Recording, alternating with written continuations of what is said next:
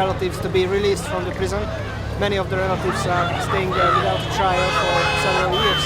Yesterday an uprising started in the prison because of the inhumane conditions inside. They're burning their mattresses, they're burning old clothes, all the rubbish and everything has been thrown out of the windows. They're getting rocks, they're breaking the walls and getting rocks and throwing rocks outside, and there's a lot of self-injury, like their automutilation, they're cutting themselves because their demands aren't being met and they're just trying to be heard.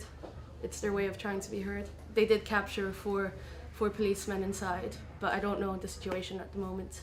Here we can see the families of the prisoners.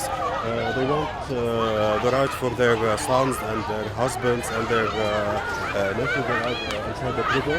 They want to visit them and they want to see them today, but the authorities can't allow that because of many things that happened yesterday and for 2 days.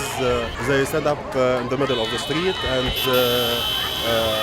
they can't go in both ways. So their parents want to go in, but because there's an uprising within the prison, they can't go into the prison. So that's why they're all outside demanding that they let them in, or at least let the stuff that they brought for their children to go in. Our prisons are in a very bad state. The prison that recently had a riot is built for 1,000 people. It houses 3,500 people. There you have around 30 to 35 people in a cell. It's overly populated. It's very corrupt. And of course, the abuses that go on there, of course, are happening all the time. They don't go down to the court when they've got court hearings, or even their court hearings. There's a lot of prisoners that have been in prison for ages and they haven't even been to court yet. They haven't been called to trial. Obviously, the biggest problem is the overcrowding, which is causing a lot of stress, a lot of problems with the sleep within the prison. Prisoners are not being able to sleep. Anxiety and depression cases are extremely high within the prison.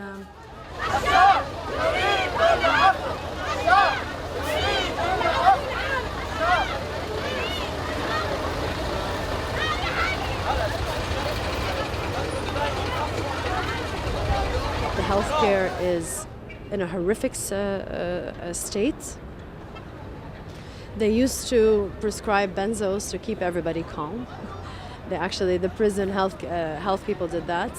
There is drugs all over the prison, either coming in or being sold within the prison. Drug use is more in the prison than outside the prison. So if you're putting young people, in fact, who use drugs in prisons, and then you're giving them the drugs there, then what's the message you're conveying? And knowing that the dealer has the best room in prison. It's against all the human rights, basically, of how the prison should be. It's too overcrowded inside.